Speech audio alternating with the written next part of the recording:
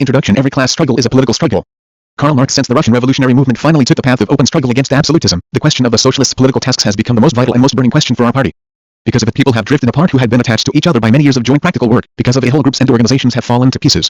It can even be said that all Russian socialists have temporarily been split into two camps supporting diametrically opposite views on politics. Extremes were unavoidable in this matter, as always in such cases. Some consider the political struggle as almost tantamount to betrayal of the people's cause, as a manifestation of bourgeois instincts among our revolutionary intelligentsia and a defilement of socialist program purity. Others not only recognize that struggle is necessary, they were even ready, for the sake of its imaginary interests, to compromise with the liberally minded oppositional elements of our society. Some even went to the extent of considering any manifestation of class antagonism in Russia as harmful for the present. Such views were held, for instance, by Zelyakhov, who, as his biographer says, in the Russian Revolution not exclusively as the emancipation of the peasant or even the workers' estate, but as the political regeneration of the whole Russian people generally. In other words, the revolutionary movement against the absolute monarchy merged in his imagination with the working class's socio-revolutionary movement for its economic emancipation. The particular, especially Russian task of the present hid from view the general task of the working class in all civilized countries. The difference could not go any farther, a break became inevitable. Time, however, smoothed out extremes and resolved a considerable number of the disputed questions to the satisfaction of both sides. Little by little all or nearly all recognized that the political struggle which had been taken up must be pursued until a broad emancipation movement in the people and society destroyed the edifice of absolutism as an earthquake destroys a poultry house, if Marx's forceful expression can be used here. But to very many of our socialists this struggle still appears as some kind of forced compromise, some temporary triumph of practice over theory, a mockery by life of the impotence of thought. Even the politicians, in justifying themselves against the reproaches showered on them, avoided all appeal to the basic propositions of socialism, and referred only to the incontestable demands of reality. At the bottom of their hearts they themselves apparently also believed that political tendencies were by no means suited to them, but they consoled themselves with the consideration that only in a free state could they let the dead bury the dead and, renouncing all political considerations, devote themselves wholly to the cause of socialism. This vague conviction sometimes led to misunderstandings that were not without the curious side. Analyzing the speech of the Russian guest at the Czech Congress and attempting to justify itself against the allegation that it dabbled in politics, Narodnaya Volya noted, among other things, that its supporters were neither socialists nor political radicals, but simply Narodovolci. The terrorist organ presumed that in the West the attention of the radicals was absorbed exclusively by political questions while the socialists would not have anything to do with politics. Anybody who knows the programmers of the West European socialists understands, of course, how erroneous such an idea is as far as the enormous majority of them are concerned. It is well known that social democracy in Europe and America never maintained the principle of political abstention. Its supporters do not ignore politics. Only they do not consider the task of the socialist revolution to be the regeneration of the whole people generally. They try to organize the workers into a separate party in order thus to segregate the exploited from the exploiters and give political expression to the economic antagonism. Where in our country did they get the certitude that socialism calls for political indifference, a certitude which is in glaring contradiction with reality? Schiller's Wallenstein tells Max Piccolomini that human reason is broad, whereas the world is narrow, so that thoughts can live at ease together in the former while there are harsh clashes between things in the latter. Must we say that in our brain, on the contrary, concepts of things which in practice not only get on very well together, but are utterly unthinkable without their mutual connection, cannot live side by side? To answer that question we must first of all make clear the conceptions of socialism which our revolutionaries had during the epoch when political tendencies arose among them. Once convinced that these conceptions were erroneous or backward, we shall consider what place is given to the political struggle by the doctrine which even its bourgeois opponents do not refuse to call scientific socialism. All that we shall have to do then will be to make in our general conclusions the corrections which are inevitable when we consider the various peculiarities of the contemporary state of affairs in Russia, and our subject will be exhausted. The political struggle of the working class against its enemies belonging to one historical formation or another will finally reveal to us its connection with the general tasks of socialism. Footnote: see the pamphlet Andrei Ivanovich Zelyakhov, pages 10. Socialist propaganda has enormously influenced the whole course of intellectual development in the civilized countries. There is hardly a single branch of sociology that has not felt its impact in one sense or another. It has in part destroyed old scientific prejudices and in part transformed them from a naive delusion into a sophism. It is understandable that the influence of socialist propaganda must have affected the supporters of the new teaching still more powerfully. All the traditions of previous political revolutionaries have been ruthlessly criticized, all methods of social activity have been analyzed from the standpoint of the new gospel. But as the scientific substantiation of socialism was complete only with the appearance of capital, it is easy to understand that the results of this criticism have by no means always been satisfactory. And as, on the other hand, there were several schools in utopian socialism which had almost equal influence, little by little a kind of medium socialism, as it were, has been worked out, and this has been adhered to by people who did not claim to found a new school, and were not among the particularly zealous supporters of previously existing schools. This eclectic socialism, as Frederick Engels says, is a mishmash of such critical statements, economic theories, pictures of future society by the founders of different sects, as excite a minimum of opposition. A mishmash which is the more easily brewed the more the definite sharp edges of the individual constituents are rubbed down in the stream of debate, like rounded pebbles in a brook. This medium socialism, the same author notes, still reigns in the heads of most of the worker socialists in England and in France. We Russians could embed exactly the same mishmash reign in the first half of the 70s in the minds of our socialists and represented the general background against which two extreme trends stood out, the so-called Ryad group and the Bakuninists. The former showed a tendency towards German social democracy, the latter were a Russian version of the anarchist faction of the International. Differing very greatly from each other in almost all respects, the two trends were at one, strange as that is, in their negative attitude to politics. And it must be confessed that the anarchists were more consistent in this respect than the Russian social democrats of the time. From the anarchist point of view, the political question is the touchstone of any working class program. The anarchists not only deny any deal with the modern state, they go so far as to exclude from their notions of future society anything that recalls the idea of state in one way or another. Autonomy of the individual in an autonomous community such has been the motto of all consistent supporters of this trend. We know that its founder, Proudhon, in his publication La Voix du Peuple set himself a not quite modest task to do as regards the government, which he confused with the state, what Kant did as regards religion and carried his anti-state zeal so far as to declare that Aristotle himself was a skeptic in matters of state. The accomplishment of the task he had set himself was very simple and followed, if you like, quite logically from the economic doctrines of the French Kant. Proudhon was never able to imagine the economic system of the future otherwise than in the form of commodity production, corrected and supplemented by a new, just form of exchange on the basis of constituted value. For all its justice, this new form of exchange does not, of course, preclude the purchase, sale or promissory notes which go with commodity production and circulation. All these transactions naturally presuppose various contracts, and it is these that determine the mutual relations between the transacting sides. But in modern society, contracts are based on common legal standards compulsory for all citizens and safeguarded by the state. In a future society, everything would supposedly proceed somewhat differently. Revolution, according to Proudhon, was to abolish laws, leaving only contracts. There is no need for laws voted by a majority or unanimously, he says in his Idée Générale de la Révolution 19 sequel. Every citizen, every commune and corporation will establish their own particular laws. With such a view of the matter, the political program of the proletariat was simplified to the extreme. The state, which recognizes only general laws compulsory for all citizens, could not even be a means for attaining socialist ideals. Making use of it for their aims, the socialists only consolidate the evil by the rooting out of which social liquidation should begin. The state must decline, thus affording every citizen, every commune and corporation full freedom to decree their own particular laws, and to conclude the contracts, which they require.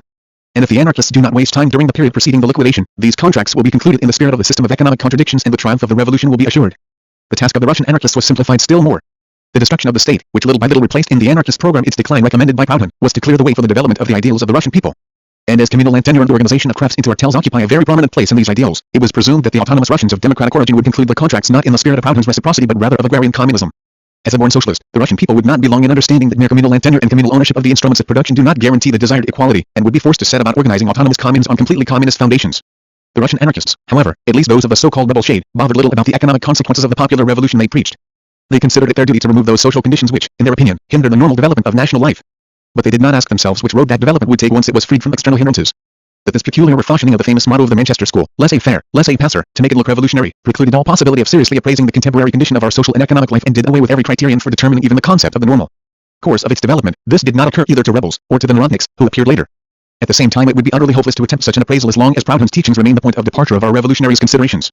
The weakest point of those teachings, the point in which they offend logic, is the concept of commodity and of exchange value, that is, those very premises on which alone the correct conclusions about the mutual relations of the producers in the future economic organization can be based. From the standpoint of Proudhon's theories, no special importance attaches to the circumstance that contemporary Russian communal and tenure by no means precludes commodity production. The Proudhonist has no inkling of the inner, inevitable dialectics, which transforms commodity production at a definite stage of its development into capitalist production. And that is why it did not occur to his Russian cousin to ask himself whether the divided efforts of autonomous persons, communes and corporations would suffice for the struggle against this tendency of commodity production which threatens one fine day to supply a certain proportion of the born communists with honorably acquired capitals and to turn them into exploiters of the remaining masses of the population.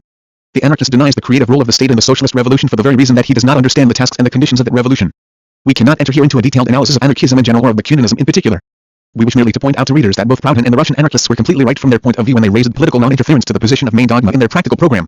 The social and political composition of Russian life in particular, it seemed, justified the negation of politics, which is compulsory for all anarchists. Before entering the field of political agitation, the inhabitant of Russia has to become a citizen, that is, to win for himself at least some political rights, and first of all, of course, the right to think as he pleases and to say what he thinks. Such a task amounts in practice to a political revolution, and the experience of Western Europe has clearly shown all anarchists that such revolutions have not brought, do not and cannot bring any benefit to the people. As for the consideration that the people must be educated politically by taking part in the country's public life, that could not be put into practice, if only for the reason that the anarchists consider, as we have already seen, that such participation is not education, but perversion of the popular masses. It develops in them belief in the state, and therefore the tendency to statehood, or as the late M.A. Bakunin would have said, infects them with its official and social venom, and, in any case, distracts them at least for a short time from what is now the only useful and salutary matter, from revolt. And at the same time, according to the philosophy of history of our rebels, it appeared that the Russian people had shown its anti-state tendency by a whole series of large and small movements and could therefore be considered mature enough politically. So down with all dabbling in politics. Let us help the people in its anti-state struggle. Let us unite its dispersed efforts in one revolutionary stream, and then the awkward edifice of the state will crash, opening by its fall a new era of social freedom and economic equality. These few words express the whole program of our rebels. In this sketchy review of the programs of the different groups of Russian revolutionaries, we must not forget that the views according to which all constitutions were only more or less unprofitable contracts with the devil, as old F. H. Jacobi put it, such views, we say, were typical not only of the Narodniks and anarchists. If the reader knows about Frederick Engel's polemic with P. Tilikov, he will probably remember that the editor of Nabat, who disagreed with the Bakuninists on the question of practical struggle, was in perfect agreement with them on their basic views about the social and political condition of our country. He looked at it through the same prism of Russian exceptionalism and the inborn communist tendencies of the Russian people. Like a genuine Blanquist, he did not deny politics, of course, but he understood it exclusively as a plot whose purpose is to seize state power. This purpose, it seems, occupied the whole field of vision of our Blanquists of that time and led them to many contradictions. To remain consistent, they had to admit that their activity could be useful to the cause of progress only in the exceptional case that the blow they dealt would not deviate a hair's breadth from its target. If their plan seizure power is a failure, if their plot is discovered or the revolutionary government is overthrown by the Liberal Party, the Russian people, far from winning anything, will risk losing much. The last of the supposed cases is particularly disastrous. The Liberals will establish a strong government which will be far more difficult to fight than modern absolutely absurd and absurdly absolute monarchy, while the fire of economic progress will destroy the radical basis of the people's life. Under its influence, exchange will develop, capitalism will consolidate itself, the very principle of the village commune will be destroyed. In a word, the river of time will wash away the stone from which the communist heaven is within hand's reach. In cases of failure, the Russian Blanquists would be bound to do terrible damage to the cause of popular emancipation and thus fall into the tragic position of William Tell, who had to risk the life of his own son. And as they have hardly distinguished themselves by the skill of the mythics seditionary, the Russian people would not shout to them, shoot. I fear not. It had adopted their view on the radical basis of its life and had been invited to give its opinion about their program. Such a narrow and hopeless philosophy of Russian history was bound to lead logically to the amazing conclusion that Russia's economic backwardness was a most reliable ally of the revolution and that stagnation was to be blazoned as the first and only paragraph of our minimum program. Every day brings us new enemies, creates new social factors hostile to us, we read in the 1st November issue of the back for 1875. Fire is creeping up to our state forms, too. Now these are dead, lifeless. Economic progress will stir life in them, will breathe into them a new spirit, will give them the strength and the fortitude which they have so far lacked, and so forth. But if Joshua succeeded as the Bible relates, in stopping the sun for 10 degrees, the time of miracles has passed and there is not a single party which could shout, stop, productive forces. Do not move, capitalism. History pays as little attention to the fears of revolutionaries as to the Jeremiads of reaction. Economic progress does its work without waiting for the anarchists or the blanquists to put their intentions into practice. Every factory founded in Petersburg, every new wage worker employed by a Yaroslav handicraftsman strengthens the flame of progress, which is supposed to be fatal to the revolution, and consequently decreases the probability of popular victory. Can such a view of the mutual relations of the various social forces in Russia be called revolutionary? We do not think so.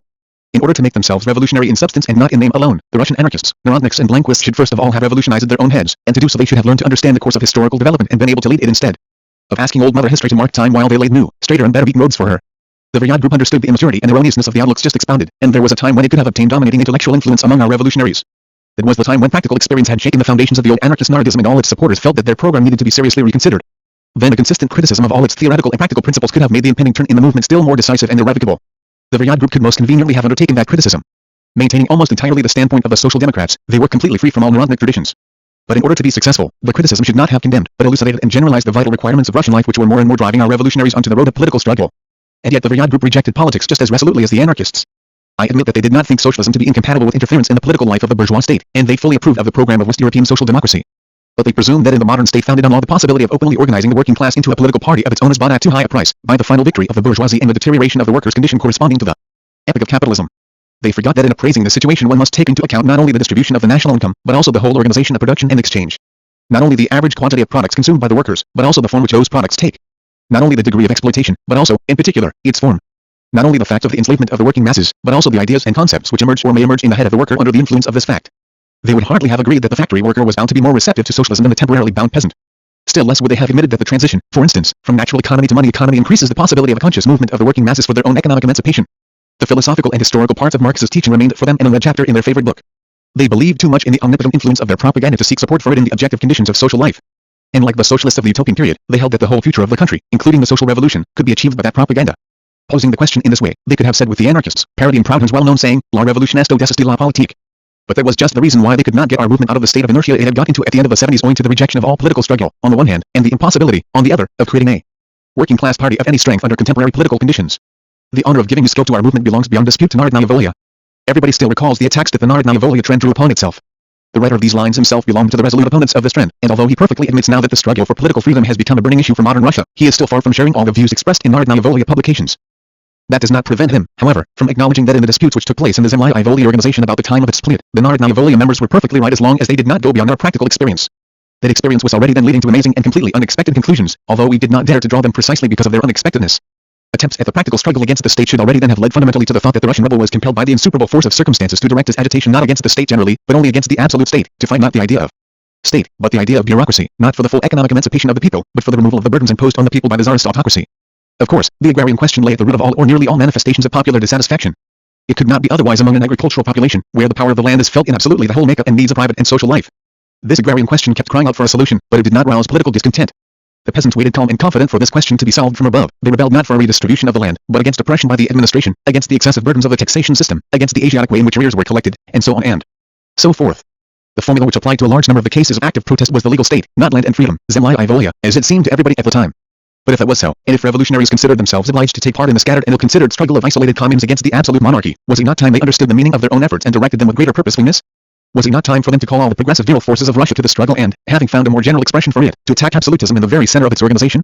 In answering these questions in the affirmative, the members of Narodnaya Volia were only summing up the revolutionary experience of previous years. In raising the banner of political struggle, they only showed that they were not afraid of the conclusions and consciously continued to follow the road which we had taken although we had an erroneous idea of where it led to. Terrorism grew quite logically out of our rebelliousness. But with the appearance of Narodnaya Volia, the logical development of our revolutionary movement was already entering a phase in which it could no longer be satisfied with the Narodnik theories of the good old time, that is, a time innocent of political interests. Examples of theory being outgrown by practice are not rare in the history of human thought in general and of revolutionary thought in particular. When revolutionaries introduce some change or other into their tactics or recast their program one way or another, often they do not even suspect what a serious test they are giving the teachings generally acknowledged among them. Many of them indeed perish in prison or on the gallows, fully confident that they have worked in the spirit of those teachings, whereas in substance they represent new tendencies which took root in the old theories but have already outgrown them and are ready to find new theories to express them. So it has been with us since the Narodnaya Volia trend consolidated. From the standpoint of the old Narodnik theories, this trend could not stand criticism. Narodism had a sharply negative attitude to any idea of the state. Narodnaya Volia counted on putting its social reform plans into practice with the help of the state machine. Narodism refused to have anything to do with politics. Narodnaya Volia saw in democratic political revolution the most reliable means of social reform. Narodism based its program on the so-called ideals and demands of the peasant population. Narodnaya Volia had to address itself mainly to the urban and industrial population, and consequently to give an incomparably larger place in its program to the interests of that population. Briefly, in reality, the Narodnaya Volia trend was the complete and all-round denial of Narodism, and as long as the disputing parties appealed to the fundamental propositions of the latter, the innovators were completely in the wrong. Their practical work was in irreconcilable contradiction with their theoretical views. It was necessary completely to reconsider these views, so as to give Narodnaya Volia's program singleness of purpose and consistency. The practical revolutionary activity of its supporters had to be at least accompanied by a theoretical revolution in the minds of our socialists. In blowing up the Winter Palace we had at the same time to blow up our old anarchic and Narodnik traditions. But here too, the course of ideas lagged behind the course of things, and it is still difficult to foresee when they will catch up at last. Unable to make up their minds to break with Narodism, the new group was obliged to have recourse to fictions which brought with them at least a semblance of a solution of the contradictions inherent in their program. The idea of Russian exceptionalism received a new elaboration, and whereas previously it had led to the complete rejection of politics, it now turned out that the exceptionalism of Russian social development consisted precisely in economic questions being and having to be solved in our country by means of state interference. The extremely widespread ignorance here in Russia of the economic history of the West provided the reason why nobody was amazed at theories of this kind. The period of capitalist accumulation in Russia was contrasted with the period of capitalist production in the West, and the inevitable dissimilarity between these two phases of economic development was cited as a most convincing proof of, first, our exceptionalism and, second, the appropriateness of the Narodnaya Volia program determined by that exceptionalism. Need it be added that our revolutionary writers, like the majority of Russian writers generally, considered the West from the standpoint of the Jewish boy in Weinberg's well-known story. To this schoolboy the whole world seemed as though it were divided into two equal parts, Russia and abroad, notable points of distinction existing for him only between these two halves of the globe, but abroad seemed to him a completely homogeneous whole. Russian writers, propagandists of exceptionalism, introduced only one new thing into that clever geographical classification. They divided abroad into East and West, and, not stopping long to think, began to compare the latter with our glorious state, which was ascribed the role of a kind of middle empire. The historical development of Italy was thus identified with that of France, and no distinction was seen between England's economic policy and Prussia's. Kohlberg's activity was lumped together with Richard Cobden's, and the peculiarly patriotic physiognomy of Friedrich List was lost in the crowd of West European political economists who followed Turgot's advice and tried to forget that in the world there are states separated by frontiers and organized in different ways. Just as all cats appear gray and resemble one another perfectly in the dark, so the social relations of the various states in the West lost all distinction in the reflected light of our exceptionalism. One thing was evident, the Franks had already gone bourgeois long ago, whereas the brave Russians had preserved the primitive innocence and were advancing to their salvation as a chosen people along the road of exceptionalism. To reach the promised land they only had to keep unswervingly to the path of exceptionalism and not be surprised that the Russian socialist programs contradicted the scientific principles of West European socialism and sometimes their own premises. A typical sample of the fictions quickly thought out to conform Narodnaya Volia's practical program with Narodnik's theories was the famous prophecy that if only we managed to achieve universal suffrage, 90% of the deputies in the future Russian Constituent Assembly would be supporters of the social revolution.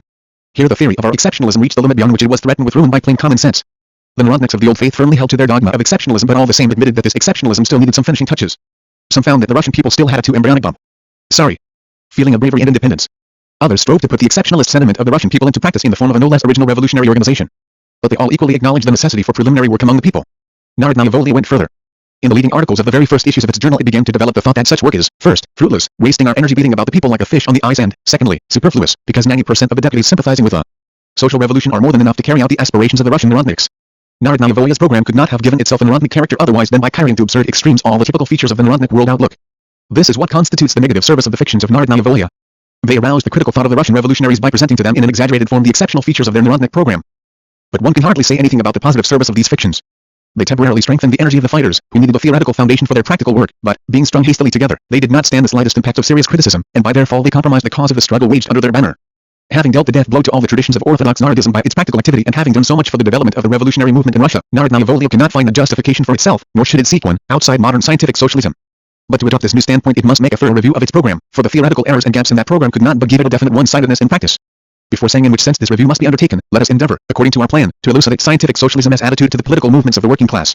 Footnote C. Entwicklung des other, higher form of community, the latter did not suspect that products could be distributed among the members of society without taking the form of commodities. See Das Kapital, 2. 2. But what is scientific socialism? Under that name we understand the communist teaching which began to take shape at the beginning of the 40s out of utopian socialism under the strong influence of Hegelian philosophy on the one side, and of classical economics on the other. The teaching which first really explained the whole course of human cultural development, pitilessly shattered the bourgeois theoretician's sophisms and, armed with all the knowledge of its age, came out in defense of the proletariat. This teaching not only showed with complete clarity how unsound scientifically are the opponents of socialism, but pointing out the errors, it at the same time explained them historically and thus, as Hayne once said of Hegel's philosophy, tied to its triumphal chariot every opinion it had defeated. As Darwin enriched biology with his amazingly simple and yet strictly scientific theory of the origin of species, so also the founders of scientific socialism showed us in the development of the productive forces and their struggle against backward social conditions of production the great principle of the variation of species of social organization. We hardly need to say whom we consider as the founders of this socialism. This merit belongs indisputably to Karl Marx and Friedrich Engels, whose doctrine stands in exactly the same relation to the modern revolutionary movement in civilized humanity as, in the words of one of them, advanced German philosophy stood in its time to the emancipation movement in Germany. It is its head, and the proletariat is its heart. But it goes without saying that the development of scientific socialism is not complete and can no more stop at the works of Engels and Marx than the theory of the origin of species could be considered as finally elaborated with the publication of the principal works of the English biologist. The establishment of the basic propositions of the new teaching must be followed by the detailed elaboration of questions pertaining to it, an elaboration which will supplement and complete the revolution carried out in science by the authors of the Manifesto of the Communist Party. There is not a single branch of sociology which would not acquire a new and extraordinarily vast field of vision by adopting their philosophical and historical views. The beneficial influence of those views is already beginning to be felt in the fields of history, law and so-called primitive culture. But this philosophical and historical aspect of modern socialism is still too little known in Russia, and therefore we do not consider it superfluous to quote a few excerpts here, in order to acquaint our readers with it in Marx's own words. Incidentally, although scientific socialism traces its genealogy from Kant and Hegel, it is nevertheless the most deadly and resolute opponent of idealism. It drives it out of its last refuge, sociology, in which it was received with such delight by the positivists. Scientific socialism presupposes the materialist conception of history, that is, it explains the spiritual history of humanity by the development of social relations, among other things under the influence of surrounding nature. From this point of view, as also from that of Vico, the course of ideas corresponds to the course of things, and not inversely. The principal cause of this or that makeup of social relations, this or that direction in their development, is the condition of the productive forces and the economic structure of society corresponding to them. In the social production of their life, says Marx, men enter into definite relations that are indispensable and independent of their will, relations of production which correspond to a definite stage of development of their material productive forces. The sum total of these relations of production constitutes the economic structure of society, the real foundation on which rises a legal and political superstructure and to which correspond definite forms of social consciousness. The mode of production of material life conditions the social, political and intellectual life process in general. It is not the consciousness of men that determines their being, but, on the contrary, their social being that determines the consciousness. Legal relations as well as forms of state are to be grasped neither from themselves nor from the so-called general development of the human mind, but rather have their roots in the material conditions of life, the sum total of which Hegel, following the example of the Englishmen and Frenchmen of the 18th century, combines under the name of civil society. That, however, the anatomy of civil society is to be sought in political economy, at a certain stage of their development, the material productive forces of society come in conflict with the existing relations of production, or, what is but a legal expression for the same thing, with the property relations within which they have been at work hitherto. From forms of development of the productive forces these relations turn into their fetters. Then begins an epoch of social revolution. With the change of the economic foundation the entire immense superstructure is more or less rapidly transformed. No social order ever perishes before all the productive forces for which there is room in it have developed. And new, higher relations of production never appear before the material conditions of their existence have matured in the womb of the old society itself. Therefore mankind always sets itself only such tasks as it can solve. Since, looking at the matter more closely, it will always be found that the task itself arises only when the material conditions for its solution already exist or are at least in the process of formation. It is now understandable why Marx and Engels reacted with such scornful derision to the true socialists in Germany at the end of the 40s, who adopted a negative attitude to the German bourgeoisie's struggle against absolutism, preaching to the masses that they had nothing to gain, and everything to lose, by this bourgeois movement. The historical teaching of Marx and Engels is the genuine algebra of the revolution, as Erzin once called Hegel's philosophy. That is why Marx and Engels sympathized with every revolutionary movement against the existing social and political order of things. And for the same reason they warmly sympathized with the Russian movement, which made Russia, as they said, the vanguard of the revolution in Europe. But despite all the clarity and unambiguousness, Marx's views gave occasion for many misunderstandings in the field of revolutionary theory and practice. Thus, it is often said in our country that the theories of scientific socialism are inapplicable to Russia because they have no root in West European economic relations.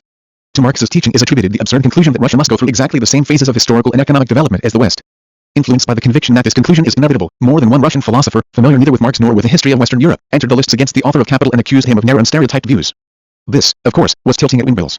Our Don Quixotes did not understand that the history of West European relations was used by Marx only as the basis of the history of capitalist production, which emerged and developed precisely in that part of the world. Marx's general philosophical and historical views stand in exactly the same relation to modern Western Europe as to Greece and Rome, India and Egypt. They embrace the entire cultural history of humanity and can be inapplicable to Russia only if they are generally untenable. It goes without saying that neither the author of Capital nor his famous friend and colleague lost sight of the economic peculiarities of any particular country. Only in those peculiarities do they seek the explanation of all a country's social, political and intellectual movements. That they do not ignore the significance of our village commune is revealed by the fact that as recently as January 1882 they did not consider it possible to make any decisive forecast concerning its destiny. In the preface to our translation of the Manifesto of the Communist Party they even say explicitly that under certain conditions the Russian village commune may pass directly to the higher form of communist common ownership. These circumstances are, in their opinion, closely connected with the course of the revolutionary movement in the west of Europe and in Russia. If the Russian Revolution, they say, becomes the signal for a proletarian revolution in the West, so that both complement each other, the present Russian common ownership of land may serve as the starting point for a communist development. Manifesto of the Communist Party, 8. It will hardly occur to a single Narodnik to deny that the solution of the village commune question depends on such a condition. Hardly anybody will assert that the oppression by the modern state is favorable to the development or even to the mere maintenance of the commune.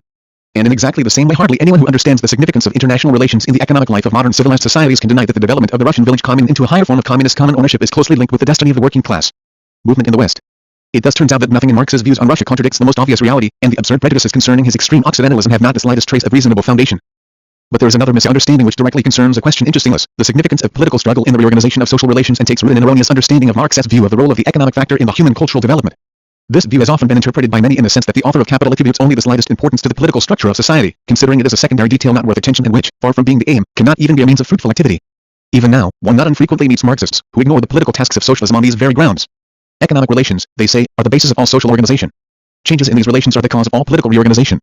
In order to free itself from capitalist oppression, the working class must bear in mind not the effect, but the cause, not the political, but the economic organization of society. Political organization will not bring the workers near to their goal, since political enslavement will continue as long as their economic dependence on the propertied classes is not removed. The means of struggle which the workers use must be brought into line with the aim of the struggle. An economic revolution can be achieved only by struggle on economic ground. With a certain amount of consistency, Marxism understood in that way should have changed the socialist views of the aims and the means of the social revolution and brought them back to Proudhon's famous formula: political revolution is the aim, economic revolution, the means. In exactly the same way it should have brought the socialist revolutionaries considerably nearer, at least in theory, to the followers of conservative socialism, which so resolutely opposes independent political action on the part of the working class. Ron Brutus, the last honest and intelligent representative of this socialism, was unable to agree with Lassalle precisely because that celebrated agitator endeavored to advance the German workers along the path of independent political activity. Not Marx, but Ron Brutus, not revolutionary, but conservative, monarchist socialism denies the significance of political admixtures to the economic aims of the working class. And the conservatives know full well why they do so. But those who wish to conciliate the revolutionary movement of the working class with the rejection of politics, those who attribute to Marx the practical tendencies of Proudhon or even of Ron Brutus, show clearly that they do not understand the author of Capital or that they deliberately distort his teaching. We speak of deliberate distortion because a certain book by the Moscow professor Ivanikov is nothing but such a deliberate distortion of the consequences following from the basic propositions of scientific socialism. This book shows that our Russian police socialists are not averse to exploiting for their reactionary aims even a theory under whose banner the most revolutionary movement of our age is proceeding. This alone could make a detailed elucidation of modern socialism's political program indispensable. We will now begin that elucidation, without, however, entering into a controversy with Messrs. Ivanikov, for it is sufficient to bring out the true sense of a given theory in order to refute deliberate distortions of it.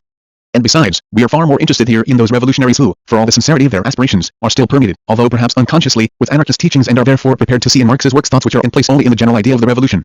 In the 19th century, the criticism of the conclusions they draw from Marx's philosophical and historical views will logically take us on to the question of the so-called seizure power and will show us how far they are right who see in that act a crime against the idea of human liberty, and also those who, on the contrary, see it as the alpha and the omega of the whole social revolutionary movement. Let us first consider what the concepts of cause and effect signify when applied to social relations. If we push a billiard ball with a hand or a cue, it is set in motion. If we strike steel against a flint, a spark appears. In each of these cases it is very easy to determine which phenomenon acts as the cause and which is the effect. But the task is easy only because it is extremely simple. If instead of two isolated phenomena we take a process in which several phenomena or even several series of phenomena are observed simultaneously, the matter is more complicated. Thus, the burning of a candle is, relatively speaking, a fairly complicated process as a result of which light and heat are produced. Hence it would seem that we run no risk of error if we call the heat given off by the flame one of the effects of this chemical process. That is, indeed, the case to a certain extent. But if we contrived in some way to deprive the flame of the heat which it gives off, the combustion would immediately cease, for the process we are considering cannot take place at the ordinary temperature. Therefore, it would also be right to a certain extent to say that heat is the cause of combustion. In order not to deviate from the truth in one direction or the other we should say that heat, while it is the effect of combustion at a particular moment, is its cause the moment following. This means that when we speak of a combustion process lasting a certain time we must say that heat is both its effect and its cause, or, in other words, neither effect nor cause, but simply one of the phenomena arising from that process and constituting, in turn, a necessary condition for it. Let us take another example. Everybody, even if he has not been trained in a seminary, knows that what are called the vegetative processes of the human organism exert great influence on psychic phenomena. One mental disposition or other proves to be the effect of a particular physical condition of the organism. But once a certain mental disposition exists, the same vegetative processes are often influenced by it, and it thus becomes the cause of the particular changes in the physical condition of the organism. In order not to go wrong here in one direction or the other, we should say that the psychic phenomena and the vegetative life of the organism constitute two series of coexisting processes, each of which is influenced by the other. If a doctor were to ignore psychic influences on the grounds that man's mental disposition is the effect of the physical condition of his organism, we would infer that schoolboy logic had made him unfit for rational medical practice. Social life is distinguished by still greater intricacy than the life of the individual organism. That is why the relativity of the concepts of cause and effect is more noticeable here. According to the teaching of classical economics, the size of wages is determined, on the average, by the level of the workers' primary requirements. This means that a given size of wages is the effect of a given condition of the workers' requirements. But these requirements, in turn, can grow only if there is a rise in wages, because otherwise there would not be sufficient cause to change their level. Consequently, a given size of wages is the cause of a given condition of the workers' requirements. One cannot get out of this logical circle by means of the schoolboy categories of cause and effect. We shall fall into it at every step in our sociological considerations if we forget that cause and effect are conceptions which only hold good in their application to individual cases. But as soon as we consider the individual cases in their general connection with the universe as a whole, they run into each other, and they become confounded when we contemplate the universal action and reaction in which causes and effects are eternally changing places, so that what is effect here and now will be cause there and then, and vice versa. Frederick Engels. Having made this reservation, let us endeavor to determine in what sense the causal connection between the economic relations and the political structure of a given society must be understood. What does history teach us in this respect? It shows that whenever and wherever the process of economic development gave rise to a splitting of society into classes, the contradictions between the interests of those classes invariably led them to struggle for political domination. This struggle arose not only between the various strata of the dominating classes, but also between those classes, on the one hand, and the people, on the other, provided the latter was given conditions at all favorable to intellectual development. In the states of the ancient Orient we see the struggle between the soldiers and the priests. All the drama in the history of the ancient world is in the struggle between the aristocracy and the demos, the patricians and the plebeians. The Middle Ages bring forth the burghers, who strive to conquer political mastery within the bounds of the communes.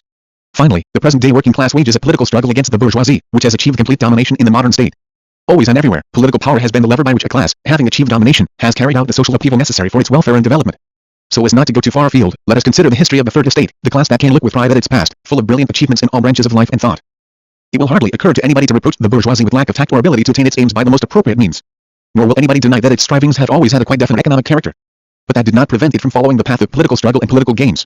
Now by arms, now by peace treaties, sometimes for the republican independence of its towns, sometimes for the strengthening of royal power, the rising bourgeoisie waged a hard, uninterrupted struggle against feudalism for whole centuries, and long before the French Revolution it could proudly draw its enemies' attention to its successes. The chances were different and the success varying in the great struggle of the burghers against the feudal lords, the historian says, and not only was the sum of privileges wrested from them by force or obtained by agreement not the same everywhere, but even when the political forms were the same, there were different degrees of liberty and independence for the towns. Nevertheless, the sense of the movement was identical everywhere. It meant the beginning of the social emancipation of the third estate and the decline of the aristocracy, secular and ecclesiastical. In general, this movement brought the burghers municipal independence, the right to elect all the local authorities, the exact fixing of duties, guaranteed the rights of the individual inside the town communes, gave the bourgeoisie a more elevated position in the estate-based states of the ancient regime, and finally, by a series of continuous gains, brought it to complete domination in modern society. Setting itself social and economic aims which were perfectly defined although they changed with time, and drawing means to continue the struggle from the advantages of the economic position which it had already attained, the bourgeoisie did not miss an opportunity of giving legal expression to the stages in economic progress which it had reached. On the contrary, it made just as skillful use of each political gain for new conquests in the economic field. No further back than in the middle 40s of this century, the English Anti-Corn Law League, following Richard Cobden's clever plan, aimed at increasing its political influence in the shires in order to secure the abolition of the monopoly it hated and which, apparently, was exclusively economic. History is the greatest of dialecticians. If in the course of its progress, reason, as Mephistopheles says, is changed into irrationality and blessings become a plague, not less often in the historical process does an effect become a cause and a cause prove to be an effect. Arising from the economic relations of its time, the political might of the bourgeoisie in its turn served, and still serves, as an indispensable factor for the further development of those relations. Now that the bourgeoisie is nearing the end of its historical role and that the proletariat is becoming the only representative of progressive strivings in society, we can observe a phenomenon similar to the one referred to above, but taking place in changed conditions. In all the advanced states of the civilized world, in Europe as well as America, the working class is entering the arena of political struggle, and the more it is conscious of its economic tasks, the more resolutely it separates into a political party of its own. As the existing political parties had always acted only in the interests of property owners for the preservation of their economic privileges, we read in the program of the North American Socialist Workers' Party, the working class must organize into a big workers' party to achieve political power in the state and gain economic independence. For the emancipation of the working class can be effected only by the workers themselves. The French Workers' Party expresses itself in the same spirit and in complete agreement with the program of German social democracy, acknowledging that the proletariat must aspire to an economic revolution by all means in its power, including universal franchise, thus transformed from a weapon of deceit, which it has been up to now, into a weapon of emancipation. The Spanish Workers' Party also strives to conquer political power in order to remove the obstacles in the way of the emancipation of the working class. In England, where, with the ending of the Chartist movement, the struggle of the proletariat has been concentrated exclusively on the economic field, the political aspirations of the workers have begun to revive of late. Only a few years ago, the German economist Luigi Brentano noted with triumph in his book Das Arbeitsverhältnis, etc., the complete disappearance of the social democratic trends in England, and philosophized profoundly and with true bourgeois self-satisfaction on the subject that at present England again constitutes a single nation, that the English workers of our time again form part of the great liberal party, and do not strive to seize state power in order, by means of it, to reorganize society in their own interests. Pages 110. The recently published manifesto of the British Democratic Federation shows that the bourgeois economist's joy was somewhat premature. The Democratic Federation aims at causing the exploited to break away politically from the exploiters and calls from the first of these nations precisely to seize state power for the purpose of reconstructing society in the interests of the workers. The time has come, says the manifesto, when the mass of the people must necessarily take the management of matters which concern it in its own hands. At present, political and social power is the monopoly of people who live by the labor of their fellow citizens. The landowners and capitalists who have control of the upper house and have filled the lower house aspire only to safeguard their own interests. Take your fate in your own hands, remove the rich parasites of these two groups and rely only on yourselves. The manifesto demands full franchise for all adult men and women in the United Kingdom, and other political reforms which would only show that the men and women of this country have become the masters at home. Then comes a list, representing the immediate demands of the British Democratic Federation, of measures necessary for the development of a healthy, independent and soundly educated generation, ready to organize the labor of each for the good of all and to take control, ultimately, of the entire social and political machine of the state, in which class differences and privileges will then cease to exist. Thus, the British proletariat too, is again entering on the path which the workers of other civilized states entered upon long ago. But, as the bourgeoisie not only fought the aristocracy on the basis of already existing political relations, but aspired to reshape those relations in its own interests, so also the proletariat does not restrict its political program to the seizure of the modern state machine. The conviction is more and more spreading among its members that every order of things which determines the relations of citizens to one another and governs their labor and property relations corresponds to a particular form of government which is at the same time the means of implementing and preserving that order. While the representative, monarchic or republican, system was the progeny of the bourgeoisie, the proletariat demands direct popular legislation as the only political form under which its social aspirations can be put into effect. This demand of the working class is among the first in the program of social democracy in all countries and is very closely related to all the other points in its program. In spite of Proudhon, the proletariat continues to see in the political revolution the most powerful means of achieving an economic revolution. This testimony of history alone should incline us to think that the political tendencies of the various social classes are based on a direct practical instinct, and not on an erroneous theory. If, despite the complete dissimilarity in all other respects, all classes which wage a conscious struggle against their opponents begin at a definite stage in their development to strive to ensure for themselves political influence and later domination, it is clear that the political structure of society is a far from indifferent condition for their development. If, moreover, we see that not a single class which has achieved political domination has had cause to regret its interest in politics, but on the contrary, that each one of them attained the highest, the culminating point of its development only after it had acquired political domination, then we must admit that the political struggle is an instrument of social reconstruction whose effectiveness is proved by history. Every teaching which runs counter to this historical induction loses a considerable part of its power of conviction, and if modern socialism were in fact to condemn the political striving of the working class as an expedient, that would be sufficient reason not to call it scientific. Let us now check our induction by the deductive method, taking Marx's philosophical and historical views as the premises for our conclusions. Imagine a society in which a particular class is completely dominant. It secured this domination thanks to the advantages of its economic position which, according to our premises, opened before it the path to all other successes in social life. In its capacity as the ruling class it naturally reshapes social organization to provide the most favorable conditions for its own existence and carefully removes from it all that can in any way weaken its influence. Those in power, the mighty, in every period, Shaffer correctly notes, are also the ones who create law and morality. They only apply the urge of self-preservation inherent in all when they exploit the consequences of their victory, install themselves as rulers at the top and endeavor to maintain domination hereditary as long as possible, as the means to a privileged situation and the exploitation and subjection of those who are not free. There is hardly another section of positive law for which the dominating estates in every period have such great respect and for which they vindicate so much the character of eternal institutions or even sacred foundations of society as that which has consolidated and safeguards the right of their state and the domination of their class. And as long as the dominating class is the vehicle of the most progressive social ideals, the system it has set up will satisfy all the demands of social development. But as soon as the economic history of a particular society brings forward new elements of a progressive movement, as soon as the productive forces of society come in conflict with the existing relations of production, or, what is but a legal expression for the same thing, with the property relations within which they have been at work hitherto, the progressive rule of the ruling class in question will be over. From the representative of progress it will become its sworn enemy and, of course, it will make use of the state machine for self-defense. In its hands political power will become the most powerful weapon of reaction. To free the road for the development of the productive forces of society it is necessary to remove the property relations which hinder that development, that is, as Marx says, to carry out a social revolution. But that is impossible as long as legislative power is in the hands of the old order, in other words, as long as it safeguards the interests of the ruling class. It is therefore not astonishing that innovators, that is, representatives of the oppressed class or classes, will strive to wrest this terrible weapon out of the hands of their opponents and turn it against them. The very logic of things will bring them out onto the road of political struggle and seizure of state power, although they set themselves the task of an economic revolution. Lassalle uttered a profound truth when he said in the preface to his system of acquired rights, where juridical right as private right seems to become entirely detached from the political element, it is far more political than the political element, further it is the social element. In practical life, of course, things are far from going as fast as one might suppose, judging a priori. Only gradually does the oppressed class become clear about the connection between its economic position and its political role in the state. For a long time it does not understand even its economic task to the full. The individuals composing it wage a hard struggle for their daily subsistence without even thinking which aspects of the social organization they owe their wretched condition to. They try to avoid the blows aimed at them without asking where they come from or by whom. In the final analysis, they are aimed. As yet they have no class consciousness and there is no guiding idea in the struggle against individual oppressors. The oppressed class does not yet exist for itself. In time it will be the advanced class in society, but it is not yet becoming such. Facing the consciously organized power of the ruling class are separate individual strivings of isolated individuals or isolated groups of individuals. Even now, for example, we frequently enough meet a worker who hates the particularly intensive exploiter but does not yet suspect that the whole class of exploiters must be fought and the very possibility of exploitation of man by man removed. Little by little, however, the process of generalization takes effect, and the oppressed begin to be conscious of themselves as a class. But their understanding of the specific features of the class position still remains too one-sided. The springs and motive forces of the social mechanism as a whole are still hidden from their mind's eye. The class of exploiters appears to them as the simple sum of individual employers, not connected by the threads of political organization. At this stage of development it is not yet clear in the minds of the oppressed, any more than in Professor Lorenz von Stein's, what connection exists between society and state. State power is presumed to stand above the antagonisms of the classes. Its representatives appear to be the natural judges and conciliators of the hostile sides. The oppressed class has complete trust in them and is extremely surprised when its requests for help remain unanswered by them. Without dwelling on particular examples, we will merely note that such confusion of concepts was displayed even recently by the British workers, who waged quite an energetic struggle in the economic field and yet considered it possible to belong to one of the bourgeois political parties. Only in the next and last stage of development does the oppressed class come to a thorough realization of its position. It now realizes the connection between society and state, and it does not appeal for the curbing of its exploiters to those who constitute the political organ of that exploitation. It knows that the state is a fortress serving as the bulwark and defense of its oppressors, a fortress which the oppressed can and must capture and reorganize for their own defense and which they cannot bypass, counting on its neutrality. Relying only on themselves, the oppressed begin to understand that political self-help, as Lang says, is the most important of all forms of social self-help. They then fight for political domination in order to help themselves by changing the existing social relations and adapting the social system to the conditions of their own development and welfare. Neither do they, of course, achieve domination immediately. They only gradually become a formidable power precluding all thought of resistance by their opponents. For a long time they fight only for concessions, demand only such reforms as would give them not domination, but merely the possibility to develop and mature for future domination. Reforms which would satisfy the most urgent and immediate of their demands and extend, if only slightly, the sphere of their influence over the country's social life. Only by going through the hard school of the struggle for separate little pieces of enemy territory does the oppressed class acquire the persistence, the daring, and the development necessary for the decisive battle. But once it has acquired those qualities it can look at its opponents as at a class finally condemned by history.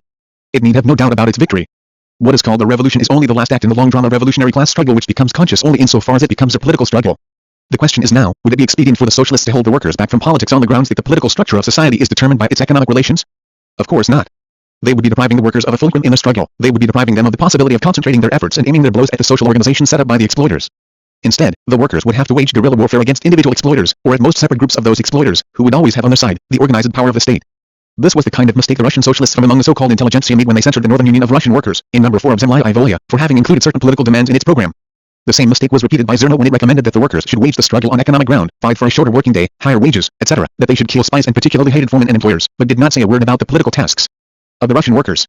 This lack of synthesis in our socialist revolutionary views and programs could not fail to have the most damaging effect on the results of their work. By preserving the political indifference of the workers as a most important sign of the radical nature of their economic demands, we gave indirect support to modern absolutism.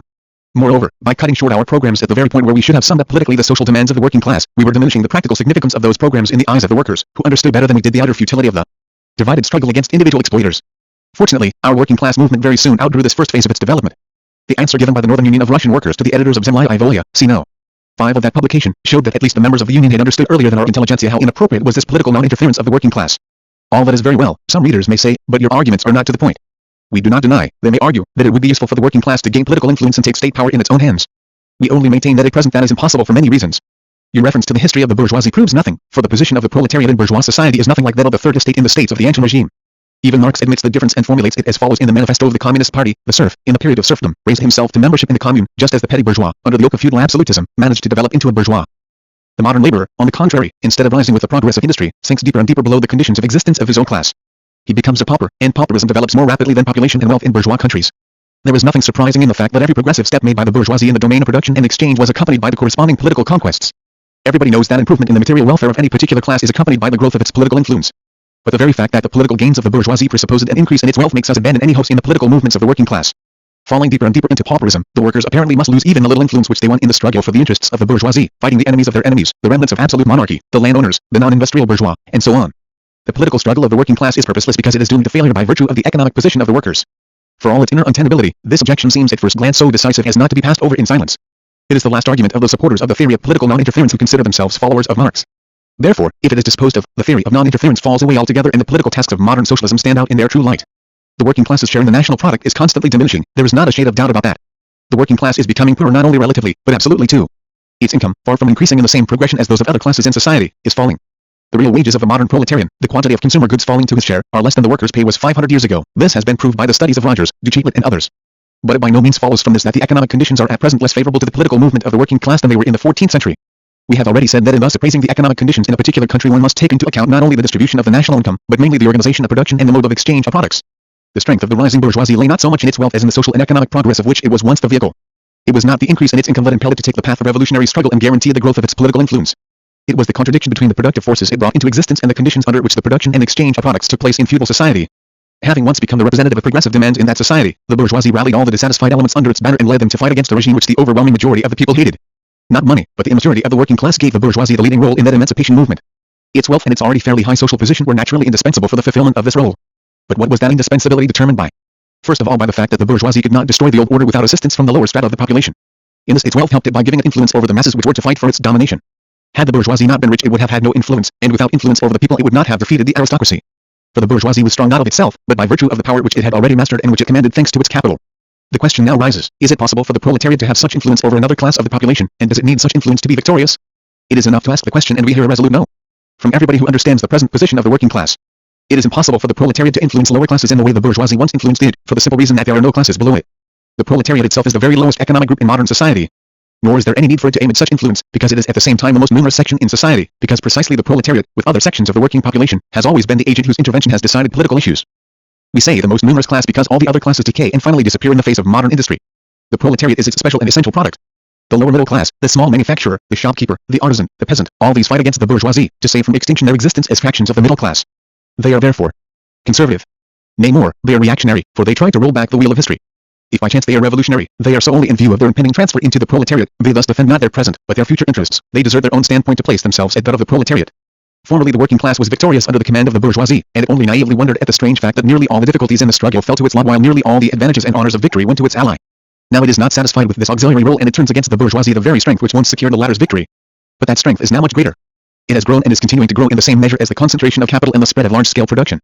Besides, it has grown in the same measure as the political experience of the working class, which the bourgeoisie itself brought into the social arena. Can there be any doubt that the proletariat, which, when led by the bourgeoisie, was once strong enough to destroy feudal absolutism, will in time be strong enough to smash the political domination of the bourgeoisie on its own initiative? The bourgeoisie was able to defeat feudalism only thanks to its wealth. The proletariat will defeat the bourgeoisie for the very reason that its lot pauperism is becoming the lot of an ever-increasing portion of modern society. But in the history of its development the bourgeoisie received from its wealth another and indeed extremely productive service, as its economists would say. It received knowledge and became the most advanced and educated section of society at that time. Can the proletariat acquire that knowledge? Can it be at the same time the poorest and the most advanced of all classes in society? Without this condition political domination is out of the question for the proletariat, for without knowledge there is no strength. We have already said that the bourgeoisie itself began the political education of the proletariat. It took care of the education of the proletariat as much as this was necessary for the struggle against its own enemies. It shattered the proletariat's religious beliefs whenever this was required to weaken the political significance of the clergy. It broadened the proletariat's legal outlook wherever it needed to oppose natural law to the written law of the estate-based state. Now the economic question is on the agenda and political economy now plays, as a very clever German said, just as important a role as natural law played in the 18th century. Will the bourgeoisie agree to be the working class's leader in the investigation of the relations between labor and capital, the question of questions of the whole of social economy? It is reluctant to take upon itself even that role, advantageous as it is to itself, because merely to raise that question means to threaten the bourgeoisie's domination. But can it fulfill that role, if only in the way it once did in regard to religion and law? No, it cannot. Blinded by the class interests, its representatives in science lost long ago all ability to investigate social questions objectively, scientifically. Therein lies the whole secret of the present decay of bourgeois economics. Ricardo was the last economist who, though still a bourgeois in heart and soul, was intelligent enough to understand the diametrical opposition of interests between labor and capital. Sismondi was the last bourgeois economist who had enough feeling to deplore that antagonism sincerely. After them, the general theoretical studies of bourgeois economists in the main lost all scientific significance. To convince oneself of this, it is sufficient to recall the history of political economy since Ricardo and to look through the works of Bastiat, Carey, Leroy Billy or the modern cathedral socialism. From peaceful and objective thinkers, the bourgeois economists had become militant guardians and watchdogs of capital who devote all their efforts to reconstructing the very edifice of science for the purpose of war. But in spite of these warlike exertions, they continually retreat and leave in their enemies' hands the scientific territory over which they once had uncontrolled sway. Nowadays, people who display no demagogic strivings would ever try to assure us that the workers are better able than any Smith or Falker to master the most abstract concepts in the science of economics. Such was the opinion, for instance, of a man who has the highest authority among German economists but who, for his part, had the deepest scorn for them. We look upon the workers as children, this man added, whereas they are already head and shoulders above us. But is there no exaggeration in what he says? Can the working class understand abstract questions of social economics and socialism at least as well as, if not better than, people who have spent years and years on their education? What are the principles of modern scientific socialism founded on? Are they the concoctions of some leisurely benefactor of humanity, or are they the summing up of those very phenomena which we all come up against, one way or another, in our daily life, the explanation of the very laws which determine our participation in the production, the exchange, or simply the distribution of products? Whoever answers this question will agree that the working class has many chances of understanding correctly the most abstract laws of social economics and of mastering the most abstract principles of scientific socialism. The difficulty in understanding the laws of some particular science is caused by incomplete knowledge of the data underlying those laws. Wherever it is only a question of everyday phenomena in which the scientific law only generalizes facts that everybody knows, people in the practical field not only understand perfectly the theoretical principles, they can sometimes even teach the theoreticians themselves. Ask the farmer about the influence that the distance to the market has on the price of his products or the effect the fertility of the soil has on the size of the land rent. Ask the manufacturer how the expansion of the market influences the cheapening of production. Or ask the worker where the employer gets his profits from. You will see that all these people know Ricardo, although they have never even seen the cover of his works. Yet these questions are reputed to be very intricate and abstract. Whole seas of ink have been used upon them and such a tremendous number of volumes have been written about them that they are enough to terrify you when you begin to study economics. The same in each and every part of social economics. Take the theory of exchange value. You can explain to the worker in a couple of words what it is determined by and how, but many of Messrs. The bourgeois economists are still unwilling or unable to understand this perfectly simple theory, and in their disputes about it they fall into gross errors of logic for which no teacher of arithmetic would hesitate to give an elementary school pupil a bad mark. That is why we think that the writer we quoted was correct and that the only understanding audience today on urgent social problems is one of proletarians or of people who have adopted the proletarian standpoint. Once the fundamental principles of social economics are mastered, the understanding of scientific socialism no longer presents any difficulty. Here too the worker will only follow the directions of his practical experience. This aspect of the question was magnificently explained by Marx. By heralding the dissolution of the hitherto existing world order, we read in a contribution to the critique of Hegel's philosophy of law, the proletariat merely proclaims the secret of its own existence, for it is the factual dissolution of that world order. By demanding the negation of private property, the proletariat merely raises to the rank of a principle of society what society has raised to the rank of its principle, what is already embodied in it as the negative result of society without its own participation. So we see that the proletariat needs no material wealth to attain to an understanding of the conditions of its emancipation. Its pauperism, determined not by the poverty of the barbarism of society, but by defects in the social organization, this pauperism, far from making the understanding of these conditions more difficult, makes it easier. The laws governing the distribution of products in capitalist society are extremely unfavorable to the working class. But the organization of production and the form of exchange characteristic of capitalism provide for the first time both the objective and the subjective possibility for the emancipation of the working people. Capitalism broadens the worker's outlook and removes all the prejudices he inherited from the old society. It impels him to fight and at the same time ensures his victory by increasing his numbers and putting at his disposal the economic possibility of organizing the kingdom of labor. Technical progress increases men's power over nature and raises labor productivity to such a degree that the necessity of labor cannot become a hindrance, but, on the contrary, will be an indispensable condition for the all-round development of the members of socialist society. At the same time, the socialization of production characteristic of capitalism paves the way for the conversion of its instruments and products into common property. The joint stock company, the highest form of organization for industrial enterprises at the present time, excludes the capitalists from any active role in the economic life of society and turns them into drones whose disappearance cannot cause the slightest disorganization in the course of that life. If the energetic race of Major Demos once succeeded without difficulty in deposing a royal dynasty which had grown indolent, the conservative Rodberta says, why should a living and energetic organization of workers, the staff of companies is composed of qualified workers, why should not such an organization in time remove owners who have become mere rentiers? And yet capital cannot turn off this road. Having outlived its period of prosperity, capital is becoming its own grave digger. Why, we ask, in our turn, should not the same organization of workers which will be in a position to remove owners who have become mere rentiers, why should not such an organization be in a position to seize state power and thus achieve political domination? For the former presumes the latter, only such an organization can remove the owners as can overcome their political resistance. But that is not all, there are other social phenomena which also increase the probability of the proletariat's political victory. Entire sections of the ruling classes are, by the advance of industry, precipitated into the proletariat, or are at least threatened in the conditions of existence. These also supply the proletariat with fresh elements of enlightenment and progress. Finally, in times when the class struggle nears the decisive hour, the process of dissolution going on within the ruling class, in fact within the whole range of old society, assumes such a violent, glaring character, that a small section of the ruling class cuts itself adrift, and joins the revolutionary class, the class that holds the future in its hands. Just as, therefore, at an earlier period, a section of the nobility went over to the bourgeoisie, so now a portion of the bourgeoisie goes over to the proletariat, and in particular, a portion of the bourgeois ideologists, who have raised themselves to the level of comprehending theoretically the historical movement as a whole. There is a very remarkable legend among the Negroes of North Guinea. One day, it says, God summoned the two sons of the first human couple. One of them was white, the other dark-skinned. Placing before them a heap of gold and a book, God ordered the dark-skinned brother, as being the elder, to choose one of the two. He chose the gold, so the younger brother received the book. An unknown force immediately transported the younger one with the book to a cold, distant country. But thanks to his book he became learned, terrifying and strong. As for the elder brother, he remained in his native country and lived long enough to see how superior science is to wealth. The bourgeoisie once had both knowledge and wealth. Unlike the dark-skinned brother in the Negro legend, it obtained possession of both gold and book, because history, the god of human societies, does not recognize the right of classes which are underage, and commits them to the guardianship of their elder brothers. But the time came when the working class, slighted by history, grew out of childhood and the bourgeoisie had to share with it. The bourgeoisie kept the gold, while the younger brother received the book, thanks to which, despite the darkness and cold of his cellars, he has now become strong and terrifying. Little by little, scientific socialism is ousting the bourgeois theories from the pages of this magic book, and soon the proletariat will read in the book how they can gain material sufficiency. Then they will throw off the shameful yoke of capitalism and show the bourgeoisie how superior science is to wealth. Footnotes. Note to the 1905 edition. Later, Messrs. The critics of Marx reproached us, the orthodox, of revolting against every attempt to develop Marx's views further. The reader sees that I showed no tendency to such a revolt. But it goes without saying that, as a pupil of Marx who understands the great significance of his theory, I had to revolt against every attempt to replace some propositions of Marxism by old, long obsolete bourgeois dogmas. And I fulfilled that obligation to the best of my ability. Caesar critic der Politischen Auton, Vorwort, SIV. CHERR Erinnerungssammelsdurchwissenschaft, S6. CSI Cyril Historia du Tiersatz, par. Aug 3, pages 33 to 34. The supporters of feudalism understood full well the aims of the burghers and the connection between their political and their economic demands. Communism is a new and detestable word, said Gebert, Abbe de Nogent, and here is what it means. Those who have to pay tax pay only once a year to their lord the rent they owe him. If they commit some offense, they are quit for the payment of a fine fixed by law, and as for the money levies usually made from serfs, they are entirely exempt from them. Laurent, La Feudalite at Legnice, pages 546. The Statute of Liege established the principle of the inviolability of the home in the following forceful expression: the poor man is king in his home. Laurent, Ebed, pages 548. Von Studnitz, Nordamerikanische Arbeitsverhältnis, S. 353. We quote this from Gmelins Le Nouveau Parti, T. I, pages 15. See Sozialdemokratische Handlungen, von and Willinghausen, Heft, über die Notwendigkeit der direkten Gesetzgebung durch das Volk, S. 3. See the programs of the German and the North American Workers' Parties. The Manifesto of the British Democratic Federation also demands direct voting on all important questions. See Scheffel, Bau und Leben des Sozialen Korpus, B.A., S. 91-102. See Das System der Erwerbenen Leipzig, 1880, Erster File, Vorrede, S. by. Note to the 1905 edition. These lines were written 15 years before Bernstein came forward as a critic of Marx. Let the reader judge for himself whether the critic and his numerous fellow thinkers are right when they reproach us, the orthodox, with understanding the revolution of the proletariat as a simple and almost instantaneous catastrophe. Note to the 1905 edition. This will seem paradoxical, but in actual fact the theory of political non-interference of the working class was formulated by Bakunin as a conclusion from the materialist explanation of history.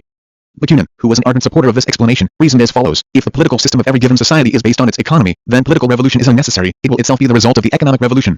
This man, once a pupil of Hegel and who, it seems, should have refined his logic, just could not understand that not only every particular ready-made political system is a result of economics, but so is every new political movement which, springing from the given economic relations, serves in turn as a necessary instrument for their reconstruction. All the most serious objections of the anarchists against the social democrats are still founded on this misunderstanding. Note to the 1905 edition. This concerns the theory of impoverishment, which caused such a stir at the heyday of Bernsteinians. On this subject, see my criticism of our critics, in Notes 2 and 3 of Zarya. Note to the 1905 edition. That is, Rodbertus. Note to the 1905 edition. I again mean Rodbertus. See Deutsch Französisch Jahrbecker, 1 and 2. Lieferung, S. 81 to 85. 3. In the first chapter we endeavored to explain historically the origin of the conviction that socialism is incompatible with any politics. We saw that this conviction was based on Proudhon's and Bakunin's teaching on the state, on the one hand, and on a certain inconsistency in our social democrats of the 70s, on the other. Moreover, it was supported by the general tone of the background against which both the tendencies mentioned above stood out. The background consisted, as we said quoting Engels, in a mishmash of manifold theories of the founders of different socialist sects. The utopian socialists, we know, had an entirely negative attitude to the political movements of the working class, seeing in them nothing but blind unbelief in the new gospel. This negative view of politics came to us with the teachings of the utopians. Long before revolutionary movement of any strength began in Russia, our socialists, like the true socialists in Germany at the end of the 40s, were ready to hurl the traditional anathemas against liberalism, against representative government, against bourgeois competition, bourgeois freedom of the press, bourgeois legislation, bourgeois liberty and equality. Forgetting entirely that all these attacks presupposed the existence of modern bourgeois society, with its corresponding economic conditions of existence, and the political constitution adapted thereto, that is, the very conditions that it should still have been a question of assuring in our country. As a result of all these influences there arose such a firm conviction of the inexpediency of any political struggle except the revolutionary struggle in the narrow and vulgar sense of the word, that we began to regard with prejudice the socialist parties in Western Europe which saw electoral campaigns, for instance, as a powerful means of educating and organizing the working masses. All the political and economic gains those campaigns brought seemed to us unpardonable opportunism, a ruinous deal with the demon of the bourgeois state, tantamount to renouncing bliss in future socialist life. We ourselves did not even notice that our theories were involving us in a vicious circle of insoluble contradictions. We regarded the village commune as the point of departure of Russia's social and economic development and, at the same time, renouncing political struggle, we voluntarily deprived ourselves of all possibility of safeguarding that commune against the present destructive influences by state interference. We were thus forced to remain indifferent spectators of a process which was destroying the very foundation on which we wished to erect the edifice of the future. We saw, however, that the logic of events had led the Russian movement onto another road and forced the Russian revolutionaries, as represented by the Narodnaya Volia party, to fight for political influence and even dominance as one of the most powerful factors of economic revolution. We also saw that having entered upon that road our movement was growing to such an extent that the social and political theories of different varieties of Proudhonism were too narrow and cramping for it. The course of events peculiar to Russian social life clashed with the course of the ideas dominating among our revolutionaries and thus provoked a new trend of thought. This trend, we said further, will not rid itself of its characteristic contradictions until it merges with the incomparably deeper and wider current of modern socialism. The Russian revolutionaries must adopt the standpoint of Western social democracy and break with rebel theories just as a few years ago they renounced rebel practice, introducing a new, political element into their program. This will not be difficult for them to do if they endeavor to adopt the correct view of the political side of Marx's teaching and are willing to reconsider the methods and immediate aims of their struggle by applying this new criterion to them. We saw as early as in the second chapter what false conclusions were prompted by the philosophical and historical premises of modern socialism. Narodnaya Volia itself apparently did not notice the erroneousness of those conclusions and was inclined even to defend during the sociological standpoint on the predominant influence of the political and legal element in the social structure over the economic, as P.L. Levrov put it in describing the most recent tendencies in the Russian revolutionary movement. And it is only by this inclination that we can explain the polemic contained in the home review of Narodnaya Volia number 6 against some kind of immediate interpreters of Marx's historical theory, who, according to the author, based their views mainly on Hegel's famous triad, not having any other inductive material for the conclusions and explaining Hegel's law in the sense evil, merely in its extreme development, will lead to good. It is sufficient to acquaint oneself with the program of the German Social Democrats or the French collectivists to see how Marx's historical theory is understood by his West European followers and, if you like, by his immediate interpreters. We, for our part, can assure our Russian comrades that these interpreters understand Hegel's law by no means in the sense that evil, merely in its extreme development, will lead to good, and, besides, that they use it as inductive material only when they study the history of German philosophy, in which this law has a very prominent place and which, in any case, it cannot be left out of, just as, according to the popular saying, you cannot leave words out of a song. The passage we quoted is an almost word-for-word repetition of the reproach addressed by Düring to Marx that in his historical scheme the Hegelian negation of negation plays, for want of better and clearer means, the role of a midwife with whose help the future emerges from the womb of the present. But this trick has already received the punishment it deserved from Engels, who showed the utter scientific worthlessness of the former Berlin-Dozens's works. Why, then, repeat other people's errors and adopt, on such shifting grounds, a negative attitude towards the greatest and most revolutionary social theory of the 19th century? For without revolutionary theory there is no revolutionary movement in the true sense of the word. Any class which strives for its emancipation, any political party which aims at dominance, is revolutionary only insofar as it represents the most progressive social trends and consequently is a vehicle of the most progressive ideas of its time. An idea which is inherently revolutionary is a kind of dynamite which no other explosive in the world can replace. And as long as our movement is under the banner of backward or erroneous theories it will have revolutionary significance only by some, but by no means all of its aspects. At the same time, without its members knowing it, it will bear in itself the germs of reaction which will deprive it even of that little significance in the more or less near future, because, as Heinz said, new time needs a new garment for the new job it's got to do. And indeed that really new time will come at last, for our country too. Incorrect understanding of some principles of modern socialism is not, however, the main obstacle preventing our revolutionary movement from taking the road paved by the working class in the West. A closer acquaintance with the literature of Marxism will show our socialists what a powerful weapon they have deprived themselves of by refusing to understand and master the theory of the great teacher of the workers of all countries. They will then see that our revolutionary movement, far from losing anything, will gain a lot if the Russian Narodniks and the Russian Narodnaya Volia at last become Russian Marxists and a new, higher standpoint reconciles all the groups existing among us, which are all right each in its own way, because despite their one-sidedness each of them expresses a definite vital need of Russian social life. Another obstacle prevents our movement from developing in the direction just indicated. It consists in our lacking sense of proportion in politics. Since the very beginning of our movement this has prevented our revolutionaries from bringing their immediate tasks into line with their strength, and it is due to nothing else than lack of political experience on the part of Russian public figures. Whether we went among the people to disseminate socialist publications, settled in the villages to organize the protesting elements of our peasantry or joined directly in the fight against the representatives of absolutism, we repeated one and the same mistake everywhere. We always overestimated our strength and never fully took account of the resistance that would be offered by the social environment. We hastened to raise a method of action temporarily favored by circumstances into a universal principle precluding ill other ways and means. As a result, all our programs were in a state of absolutely unstable equilibrium which could be upset by the most insignificant change in the surrounding atmosphere. We changed those programs almost every couple of years and could not keep to anything lasting because we always kept to something narrow and one-sided. Just as, according to Belinsky's words, Russian society had experience of all literary trends even before it had any literature, so the Russian socialist movement managed to try out all possible shades of West European socialism despite the fact that it had not yet become a movement of our working class. The struggle against absolutism that Narodnaya Volia has undertaken will undoubtedly help greatly to eliminate the undecidedness of the study groups by bringing our revolutionaries out onto a broader path and compelling them to strive to set up a real party. But in order to put a stop to the continual changing of programs, to rid themselves of these habits of political nomads and to acquire intellectual stability at last, the Russian revolutionaries must complete the criticism which began with the rise of conscious political trends among them. They must adopt the critical attitude to the very program which has made necessary the criticism of all previous programs and theories. The Narodnaya Volia party is the child of a time of transition. Its program is the last produced in the conditions which made our one-sidedness inevitable and therefore legitimate. Although it broadens the political horizon of the Russian socialists, this program in itself is not yet free from one-sidedness. The lack of sense of proportion in politics, of the ability to line up the immediate aims of the party with its actual or potential strength is also still conspicuous in it. The Narodnaya Volia party reminds one of a man who is going along a railroad but has no idea of distances and therefore feels sure that he can leave miles and leagues behind, 20,000 leagues, ere night, covered in a single flight. Practice will, of course, shatter his illusion, but that shattering may cost him a great deal. It would be better for him to ask himself whether 7 league strides do not belong to the realm of fantasy. By 7 league strides we mean the element of fantasy whose existence in the program referred to we have already pointed out and which was manifested in the second issue of Narodnaya Volia by assurances concerning the social revolutionary, we do not say socialist, majority in the future Russian constituent Assembly, 55 and in number 8 to 9 by considerations on the seizure power by the provisional revolutionary government. We are profoundly convinced that this element of fantasy is highly dangerous for the Narodnaya Volia party itself. Dangerous to it as a socialist party because it diverts attention of the working class from the immediate tasks in Russia. Dangerous to it as a party which has assumed the initiative of our emancipation movement because it will alienate from the party great resources and forces which, in other circumstances, would accrue to it out of the so-called society. Let us explain this in greater detail. To whom does Narodnaya Volia appeal? To whom can it and should it appeal in fighting absolutism? The enlistment in the organization Narodnaya Volia of individuals from the peasantry capable of joining it, we read in Kalender Narodnoy Voli, has naturally always been acknowledged as very desirable, but as for a mass present organization at present, that was considered completely fantastic when our program was drawn up. And, if we are not mistaken, subsequent practice was unable to change the opinion of our socialists on this subject. Perhaps the Narodnaya Volia party intends to rely on the more progressive section of our laboring population, that is, on the town workers? It does actually attach great importance to propaganda and organization among them. It considers that the urban working population must be the object of the party's serious attention. But the very reason on which it bases this necessity shows that in the party's conception the town workers must be only one of the elements in our revolutionary movement. They are of particular significance for the revolution, both by their position and by their relatively greater maturity, the same document explains. The success of the first attack depends entirely on the conduct of the workers and the troops. So the impending revolution will not be a working class revolution in the full sense of the term, but the workers must take part in it because they are of particular significance for it. Which other elements, then, will be included in this movement? We have already seen that one of these elements will be the troops, but in the army in present conditions propaganda among the men is so difficult that great hope can hardly be placed upon it. Action on the officer corps is far more convenient, being more educated and having greater liberty they are more susceptible to influence. That is quite correct, of course, but we will not stop at that for the moment, we will go further. Besides the workers and the officer corps, the Narodnaya Volya Party has in mind the liberals in Europe, in relation to which the policy of the party must strive to ensure the sympathy of the peoples for the Russian Revolution, to rouse sympathy for the revolution among the European public. To attain this aim the party must make known to Europe all the disastrous significance of Russian absolutism for European civilization itself, and also the party's true aims and the significance of our revolutionary movement as the expression of the protest of the whole nation.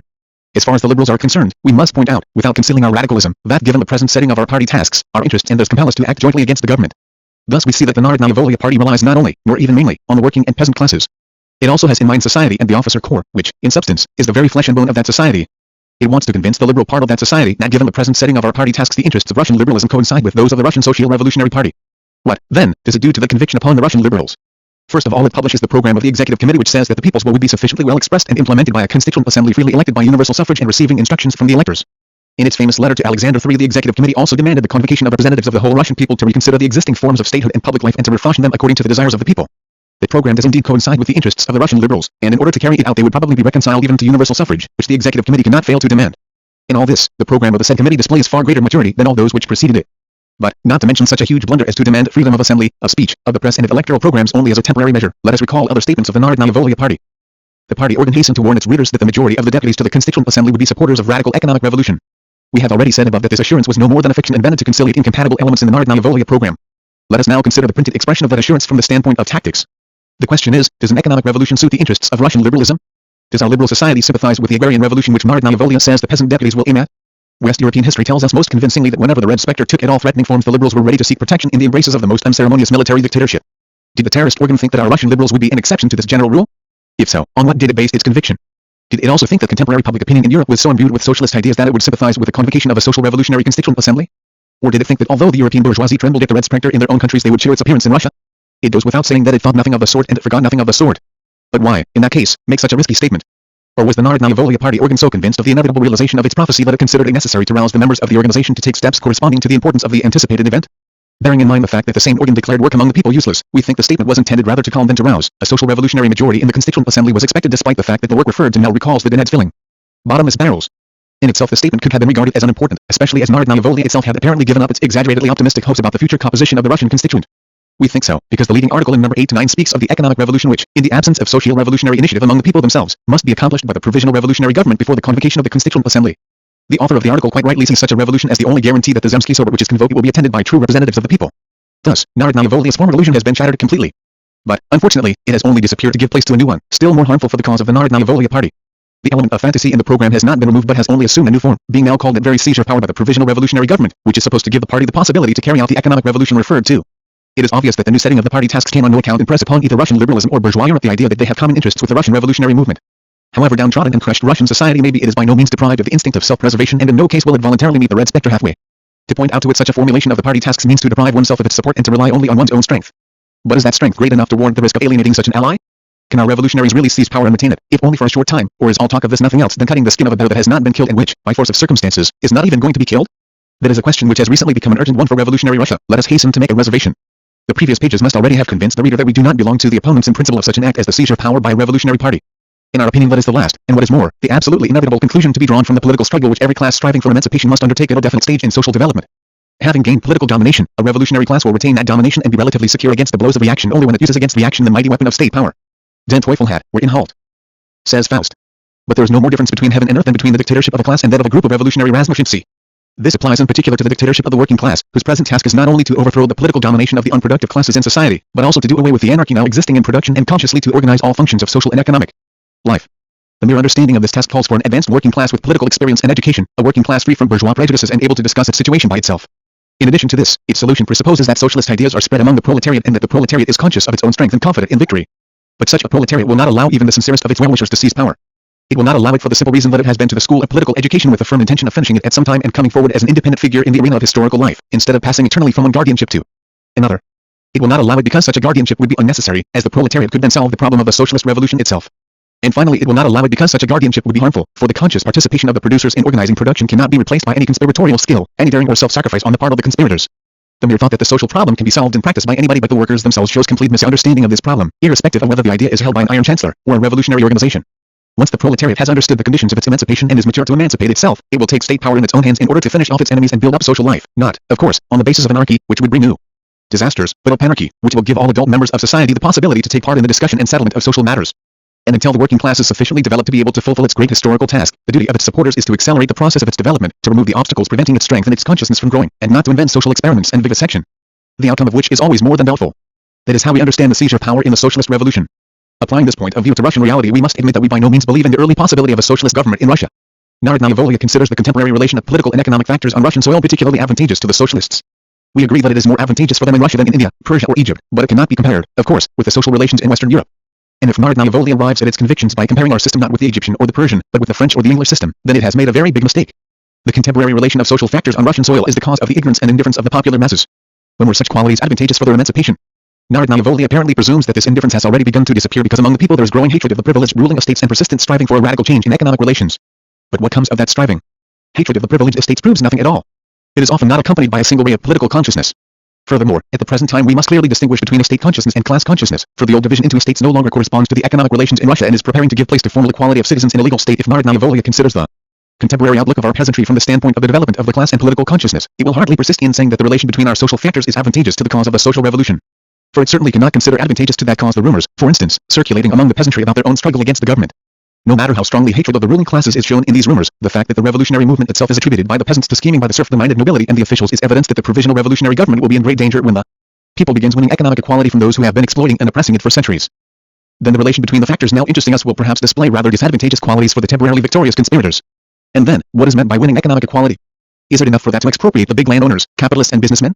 Does it not require production itself to be organized in a definite manner? If so, are Russia's present economic relations favorable to such organization? In other words, does the economic factor offer us much chance of success? We do not think so, and for the following reason. Any organization presupposes in what is to be organized certain qualities determined by the purpose and character of the organization. The socialist organization of production implies such a character of the economic relations as will make that organization the logical conclusion of the entire previous development of the country and is therefore distinguished by an extremely significant definiteness. In other words, socialist organization, like any other, requires the appropriate basis. But that basis does not exist in Russia.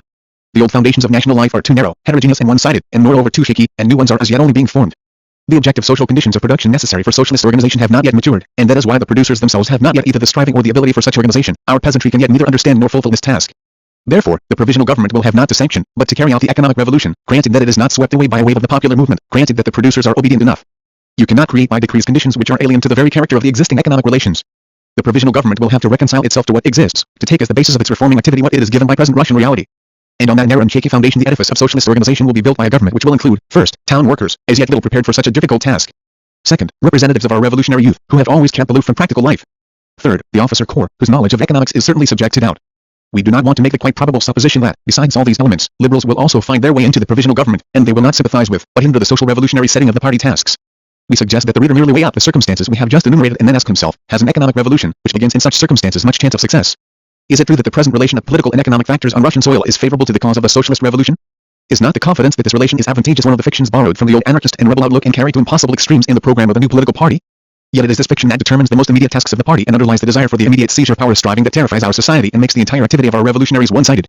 Perhaps it will be objected that Narodnaya Volya does not even think of undertaking the socialist organization of society immediately after seizing power, that the economic revolution it plans is intended only to educate the people for a future socialist revolution. Let us see whether this supposition is possible, and if so, what conclusions follow from it. The leading article of number 8 to 9 of Narodnaya Volya speaks of the economic equality which will be won by the people itself, or, if the people lacks initiative, created by the provisional government. We have already said that so-called economic equality is possible only with a socialist organization of production. But let us assume that Narodnaya Volya considers it possible under other circumstances too, that economic equality, in its opinion, will be sufficiently guaranteed by the transfer of the land and the instruments of production to the ownership of the working people. Such an opinion would be nothing but a return to the old Narodnik ideals of Zemlya Volya, and from the economic standpoint it would show the same weaknesses that characterize those ideals. The mutual relations of individual village communes, the conversion of the product of the commune members' labor into commodities and the capitalist accumulation connected with it would threaten to make that equality extremely precarious. With the independence of the mere as an economic and administrative unit, with broad territorial self-government guaranteed by the electivity of all offices, and the ownership of the land by the people, which the executive committee's program demands, the central government would not be able to take steps to consolidate that equality, even if we assume that it would devise measures to abrogate not only the written laws of the Russian Empire, but the laws of commodity production itself. And anyhow, it would be reluctant to take such measures, for it would consist of representatives of the economically and politically emancipated people, whose ideals would be expressed, at the best, by the words land and freedom, and would leave no room for any organization of national, let alone international, production. Let us suppose that in view of this danger Narodnaya Volya's provisional government will not hand over the power it has seized to the representatives of the people but will become a permanent government. Then it will be faced with the following alternative. Either it will have to remain an indifferent spectator of the slow decay of the economic equality it has established, or it will be obliged to organize national production. It will have to fulfill this difficult task either in the spirit of modern socialism, in which it will be hindered by its own unpracticality as well as by the present stage of development of national labor in the workers' own habits. Or it will have to seek salvation in the ideals of patriarchal and authoritarian communism, only modifying those ideals so that national production is managed not by the Peruvian sons of the sun and their officials but by a socialist caste. But even now the Russian people is too far developed for anybody to flatter himself with the hope that such experiments on it could be successful. Moreover, there is no doubt that under such a guardianship the people, far from being educated for socialism, would even lose all capacity for further progress or would retain that capacity only thanks to the appearance of the very economic inequality which it would be the revolutionary government's immediate aim to abolish. Not to mention the influence of international relations or the impossibility of Peruvian communism even in Eastern Europe in the 19th or the 20th century. Anyhow, why speak so much of the results of the seizure power by our revolutionaries? Is that seizure itself probable or even possible? In our opinion the probability is very small, so small that the seizure power may be considered as absolutely impossible. Our thinking proletariat has already done much for the emancipation of its motherland. It has shaken absolutism, aroused political interest among society, sown the seed of socialist propaganda among our working class. It is intermediary between the higher classes of society and the lower, having the education of the former and the democratic instincts of the latter. This position has eased for it the diversified work of propaganda and agitation. But this same position gives it very little hope of success in the conspiracy to seize power. For such a conspiracy talent, energy and education are not enough, the conspirators need connections, wealth and an influential position in society. And that is what our revolutionary intelligentsia lacks. It can make good these deficiencies only by allying itself with other dissatisfied elements of Russian society. Let us suppose that its plans actually meet with the sympathy of those elements, that rich landowners, capitalists, officials, staff and senior officers join in the conspiracy. There will then be more probability of the conspiracy being a success, although that probability will still be very small, just remember the outcome of most of the famous conspiracies in history. But the main danger to the socialist conspiracy will come not from the existing government, but from the members of the conspiracy itself. The influential and high-placed personages who have joined it may be sincere socialists only by a fortunate coincidence. But as regards the majority of them, there can be no guarantee that they will not wish to use the power they have seized for purposes having nothing in common with the interests of the working class. And once the conspirators deviate from the socialist aim of the conspiracy it can be considered not only useless but even harmful for the social development of the country. For hatred of absolutism does not warrant sympathy for the successes of the most modern sins, as Stepniak puts it in his well-known book, who would wish to use the conspiracy in their own interests. Thus, the more sympathy a conspiracy of the socialist intelligentsia to seize power in the immediate future meets among influential spheres, that is, the greater the probability of its outward success, the more open to doubt its results will be. Contrariwise, the more such a conspiracy is confined to our socialist intelligentsia, that is, the less the probability of its success, the less doubt there will be about its results, as far as the conspirators' intentions are concerned. Everything leads us to think that I present the Russian socialist conspiracy would be threatened with the failure of the second kind rather than of the first. Considering all that has been said, we think that only one aim of the Russian socialists would not be fantastic now, to achieve free political institutions, on the one hand, and to create elements for the setting up of the future Workers' Socialist Party of Russia, on the other. They must put forward the demand for a democratic constitution which shall guarantee the workers the rights of citizen as well as the rights of man, and give them, by universal suffrage, the possibility to take an active part in the political life of the country. Without trying to scare anybody with the yet remote red spectre, such a political program would arouse sympathy for our revolutionary party among all those who are not systematic enemies of democracy. It could be subscribed to by very many representatives of our liberalism as well as by the socialists. And whereas the seizure power by some secret revolutionary organization will always be the work only of that organization and of those who are initiated in its plans, agitation for the program mentioned would be a matter for the whole of Russian society, in which it would intensify the conscious striving for political emancipation. Then the interests of the liberals would indeed force them to act jointly with the socialists against the government, because they would cease to meet in revolutionary publications the assurance that the overthrow of absolutism would be the signal for a social revolution in Russia. At the same time, another less timid and more sober section of liberal society would no longer see revolutionaries as unpractical youths who set themselves unrealizable and fantastic plans. This view, which is disadvantageous for revolutionaries, would give place to the respect of society not only for their heroism but also for their political maturity. This sympathy would gradually grow into active support, or more probably into an independent social movement, and then the hour of absolutism's fall would strike at last. The Socialist Party would play an extremely honorable and beneficial role in this emancipation movement. Its glorious past, its selflessness and energy would give weight to its demands, and it would at least stand chances of thus winning for the people the possibility of political development and education, and for itself the right to address its propaganda openly to the people and to organize them openly into a separate party. But that is not enough, or more exactly, it is unachievable without simultaneous action of another kind and in another sphere. Without might there is no right. Every constitution, according to Lassalle's splendid expression, corresponds or strives to correspond to the real, factual relation of forces in the country. That is why our socialist intelligentsia must concern itself with changing the factual relations of Russian social forces in favor of the working class even in the pre-constitutional period. Otherwise the fall of absolutism will by no means justify the hopes placed in it by the Russian socialists or even Democrats.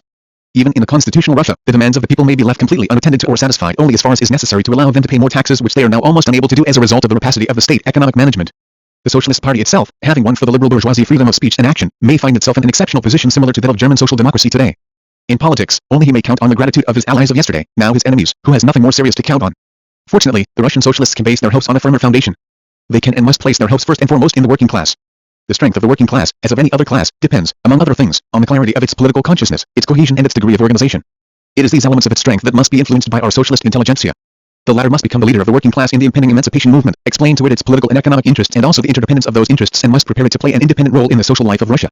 They must exert all their energy so that in the very opening period of the constitutional life of Russia our working class will be able to come forward as a separate party with a definite social and political program. The detailed elaboration of that program must, of course, be left to the workers themselves, but the intelligentsia must elucidate for them its principal points. For instance, a radical review of the present agrarian relations, the taxation system and factory legislation, state help for producers' associations, and so forth. All this can be done only by intensive work among at least the most advanced sections of the working class, by oral and printed propaganda and the organization of workers' socialist study groups. It is true that these tasks have always held a more or less prominent place in the programs of our socialists, and Kalender Narodnoy can convince us that they were not forgotten even in the heat of the bitterest fight against the government. See preparatory work of the party in Section C, Urban Workers. But we suggest that everybody who is acquainted with our revolutionary movement should recall and compare how much energy and money was wasted on destructive work and how much was devoted to training elements for the future Workers' Socialist Party.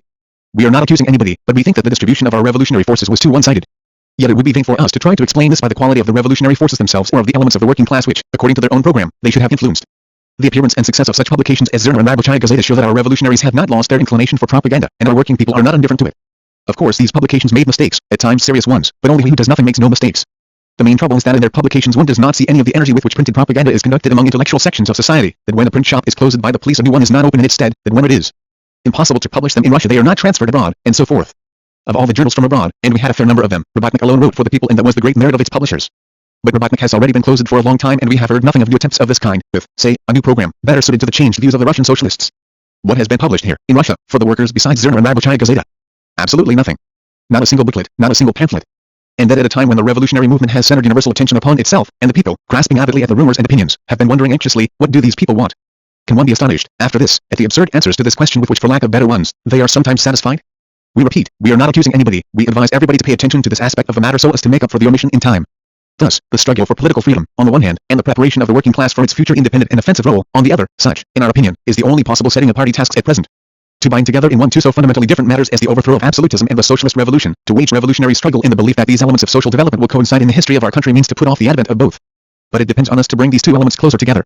We must follow the splendid example of the German communists who, as the manifesto says, fight with the bourgeoisie whenever it acts in a revolutionary way, against the absolute monarchy, and yet never cease, for a single instant, to instill into the working class the dearest possible recognition of the hostile antagonism between bourgeoisie and proletariat. Acting thus, the communists wanted the bourgeois revolution in Germany to be but the prelude to an immediately following proletarian revolution.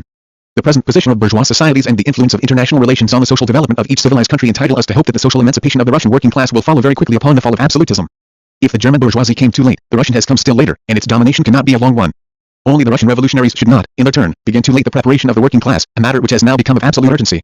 Let us make a reservation to avoid misunderstandings. We do not hold the view, which as we have seen was ascribed to Marx's school rather than it existed in reality, and which alleges that the socialist movement cannot obtain support from our peasantry until the peasant has been turned into a landless proletarian and the village commune has disintegrated under the influence of capitalism. We think that on the whole the Russian peasantry would show great sympathy for any measure aiming at the so-called nationalization of the land.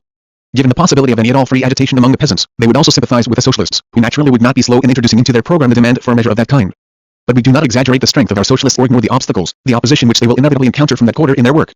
For that reason, and for that reason only, we think that for the beginning they should concentrate their main attention on the industrial centers. The rural population of today, living in backward social conditions, is not only less capable of conscious political initiative than the industrial workers, it is also less responsive to the movement which our revolutionary intelligentsia has begun. It has greater difficulty in mastering the socialist teachings, because its living conditions are too much unlike the conditions which gave birth to those teachings. And besides, the peasantry is now going through a difficult, critical period. The previous ancestral foundations of its economy are crumbling. The elated village commune itself is being discredited in its eyes, as is admitted even by such ancestral organs of Narodism as Nadalia. See number 39, the article by Mr. N.Z. In our native parts. And the new forms of labor and life are only in the process of formation, and this creative process is more intensive in the industrial centers. Like water which washes away the soil in one place and forms new sediments and deposits in others, the process of Russian social development is creating new social formations by destroying the age-old forms of the peasant's relation to the land and to one another. These new social formations contain the embryo of a new social movement which alone can end the exploitation of Russia's working population. The industrial workers, who are more developed and have higher requirements and a broader outlook than the peasantry, will join our revolutionary intelligentsia in its struggle against absolutism, and when they have won political freedom they will organize into a workers' socialist party whose task will be to begin systematic propaganda of socialism among the peasantry. We say systematic propaganda because isolated opportunities of propaganda must not be missed even at present. It is hardly necessary to add that our socialists would have to change the distribution of their forces among the people if a strong independent movement made itself felt among the peasantry. That is the program which life itself suggests to the Russian Revolutionary Socialist Party. Will the party be able to carry out of this program? Will it be prepared to give up its fantastic cleansing notions, which, it must be admitted, have a great appeal to sentiment and imagination? It is as yet difficult to answer that question with certitude. The announcement of the publication of Vestnik Narodnoy only speaks of the political tasks of the Revolutionary Party only in the most general terms. Vestnik's editorial board describes those aims as absolutely definite, and apparently does not consider it necessary to define them again in its announcement. That is why there is ground for fear that it will not consider it necessary either to ask itself whether the absolutely definite conditions of present Russian actuality correspond to the absolutely definite aims of the Narodnaya Volia Party. In that case the new publication will leave unsatisfied the most urgent need of our revolutionary literature, the need for a critical reconsideration of obsolete programs and traditional methods of action. But we hope that the future will dissipate our fears. We wish to hope that the new publication will take a sober view of our revolutionary party's tasks, on whose fulfillment the party's future depends. Social life will be just as pitiless to the party's present illusions as it was to those of our rebels and propagandists. It is better to follow its directions now than to pay for its stern lessons later by splits and new disappointments. Footnotes: what is said here does not apply, however, to the group which published Narodnoye Dielo in Geneva, a group which repeatedly affirmed its negative attitude to the theory of political non-interference. See the article View of the Past and